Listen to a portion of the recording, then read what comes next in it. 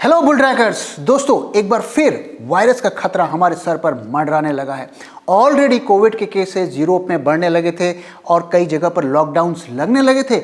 अब एक नया स्ट्रेन आ गया है जिसने न सिर्फ ह्यूमन लाइफ्स बल्कि इकोनॉमी और मार्केट पर एक बड़ा संकट पैदा कर दिया है। अब ये नया कोविड का स्ट्रेन कितना बड़ा खतरा पैदा करेगा ये तो आने वाले टाइम पे पता चलेगा, लेकिन ऑलरेडी इसने मार्केट एनालिस्ट, साइंटिस्ट और गवर्नमेंट्स की सांसें फुला दी है। तो ये पैनिक किस लेवल का है उसको बताने के लिए मैं आपसे कुछ बाइट शेयर करता हूं।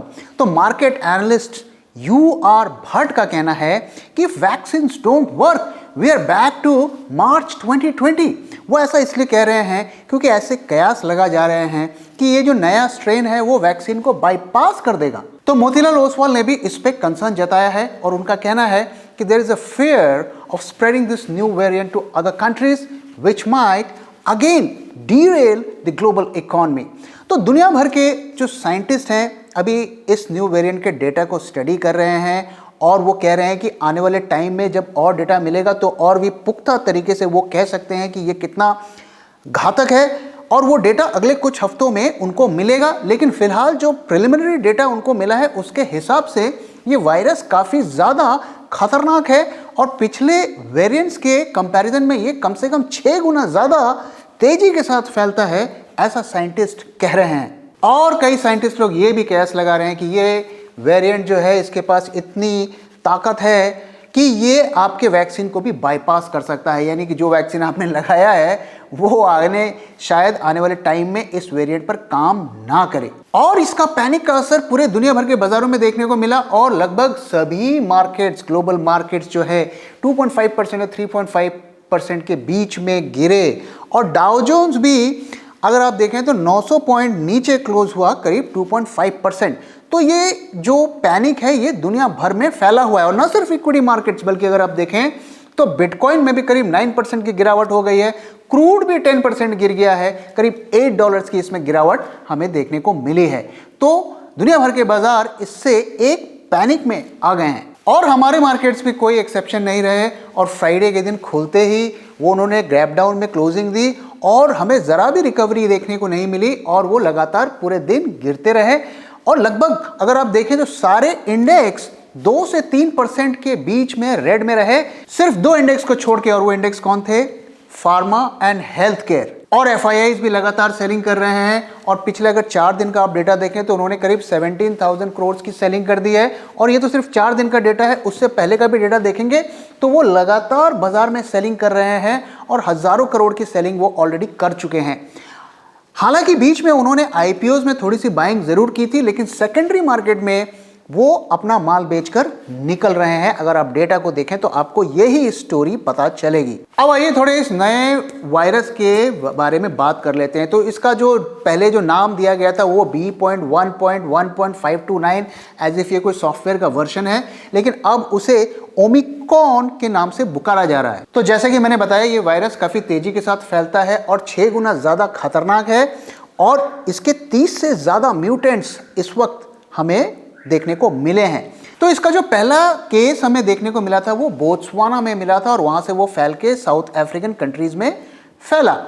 और अभी भी अगर आप देखें तो टोटल काउंट उसके काफी कम है और मेनली वो हमें देखने को मिले हैं साउथ अफ्रीकन कंट्रीज में, हांगकांग में, इजराइल में और शायद एक आध और किसी कंट्री में मिले होंगे। तो अभी काफी हद तक हमें इसके डेटा को पढ़ना है और समझना है कि ये कितना ज़्यादा खतरनाक है, कितने तेजी के साथ फैल सकता है। साइंटिस्ट उसे अभी एसेस कर रहे हैं और ऑलरेडी दुनिया भर के गवर्नमेंट्स ने स्टेप्स लेने शुरू कर दिए हैं इस वायरस से अपने देश को बचाने के लिए। तो अगर आप देखें तो UK और इटली ने साउथ अफ्रीका से फ्लाइट्स को बैन कर दिया है। सिंगापुर ने ये एक्शन लिया है कि अगर कोई जो पैसेंजर है वो अगर साउथ अफ्रीकन कंट्रीज़ को विजिट किया है तो उन्होंने उसके लिए एंट्री को रेस्ट्रिक्ट कर दिया है। और ऐसा कहा जा रहा है कि यूरोपियन यूनियन जो है आने वाले कुछ दिनों में साउथ अफ्रीका से फ्लाइट्स को बैन कर देगी। और अगर ये सिलसिला एक बार शुरू हो गया तो आप देखेंगे ज़्यादा से ज़्यादा कंट्रीज़ जो हैं फ्लाइट के बैन्स और एंट्री के रेस्ट्रिक्शंस लगानी शुरू कर देंगे, जैसा कि हमने 2020 में देखा था। तो आप सिचुएशन की सीरियसनेस को समझ रहे होंगे। तो हमारा जो देश में Indian council of medical research है ICMR, उन्होंने इस वेरिएंट के रिस्क को थोड़ा डाउन प्ले किया है और ये कहा है कि अभी इतना डरने की ज़रूरत नहीं है, लेकिन साथ में उन्होंने ये भी कहा है कि अभी इसके डेटा को स्टडी करने की ज़रूरत है। तो दोस्तों इसका खतरा तो है, और न सिर्फ मार्केट एनालिस्ट बल्कि साइंटिस्ट और गवर्नमेंट्स भी इस खतरे को रिकॉग्नाइज कर रहे हैं और मान रहे हैं।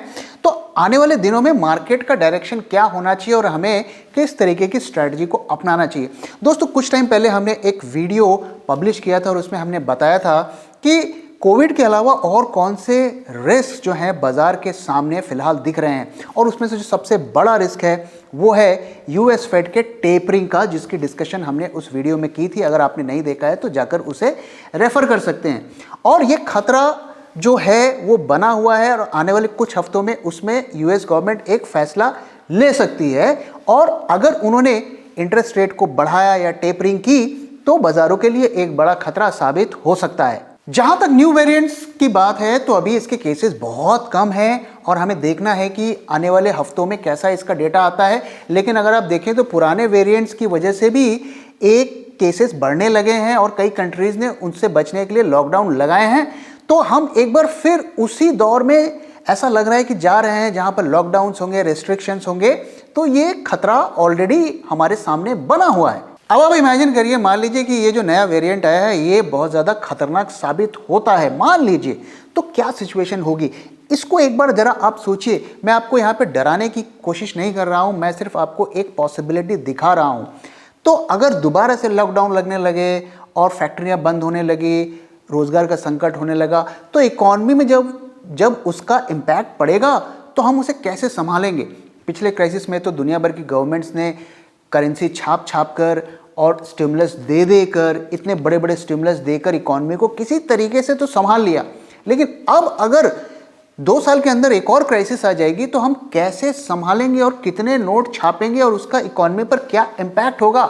ऑलरेडी आप देख रहे हैं कि किस तरीके से महंगाई बढ़ रही है। तो जब हम उसी लेवल का एक और स्टिमुलस देंगे तो कितनी महंगाई बढ़ जाएगी, इसकी आप कल्पना कर सकते हैं। उसके क्या इम्पैक्ट होगा उसकी कल्पना भी आप कर सकते हैं। मैं आपकी कल्पना पर इसे छोड़ रहा हूं। अब आइए सिचुएशन के बारे में बात करते हैं कि मान लीजिए कोविड का खतरा शायद उतना ना हो और आने वाले महीनों में वापस से वो कंट्रोल में हो जाता है तो क्या होगा। तो अगर ऐसा होता है तो भी अगर आप देखिए तो मार्केट गिर के बेशक संभल जाएगा, लेकिन जो कोविड के अलावा जो दूसरे रिस्क फैक्टर्स हैं वो फिर भी स्टैंड करेंगे। और अगर आप देखें तो बाजार में इस वक्त अपसाइड के ट्रिगर्स कम है। ऑलरेडी मार्केट इतने हाई लेवल पर है, ओवर वैल्यू टेरिटरी पर है, तो इससे बहुत ज़्यादा ऊपर ले जाने के ट्रिगर्स बाजार में कम मौजूद हैं, रिस्क ज़्यादा हैं। तो ऐसे सिचुएशन में हमें क्या एक्शन लेना चाहिए, कैसे हम अपने पोर्टफोलियो को मैनेज करें, इसके बारे में थोड़ा हम बात कर लेते हैं। तो दोस्तों अगर आप हमारे वीडियोस को फॉलो कर रहे हैं तो मैं बार बार आपसे एक चीज़ कह रहा हूं कि we have to be very sector specific and stock specific. और इस वक्त जो हमें जो 2 सेक्टर पसंद हैं वो है हेल्थ केयर और आईटी। इवन फार्मा पर भी हम बहुत ज़्यादा बुलिश नहीं है, लेकिन हेल्थ केयर पे हमें लगता है कि ये एक अच्छा सेक्टर है और आईटी भी एक बहुत अच्छा सेक्टर है जिस पर हम बने रह सकते हैं या फ्रेश पोजीशंस भी ले सकते हैं।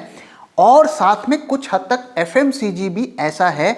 और अगर आप फ्राइडे के ट्रेडिंग सेशंस में देखें तो इन तीनों सेक्टर्स ने अच्छा किया, क्योंकि लोग अपनी पोजीशंस को वहां से बाकी सेक्टर्स से काट कर जो है इन सेक्टर्स पे पैसे लगा रहे हैं, जिसकी वजह से आप देखिए तो जो आईटी के हेवी वेट्स हैं वो भी थोड़े बहुत ग्रीन में रहे, एफएमसीजी के कुछ स्टॉक्स भी ग्रीन में रहे और हेल्थ केयर के कई स्टॉक्स तो 3-3, 4-4% भी ऊपर रहे। और यही कारण है, अगर आपने हमारे पोर्टफोलियो को सब्सक्राइब किया है तो उस पोर्टफोलियो में हमने 40% जो वेट है वो हेल्थ केयर को ही दिया है।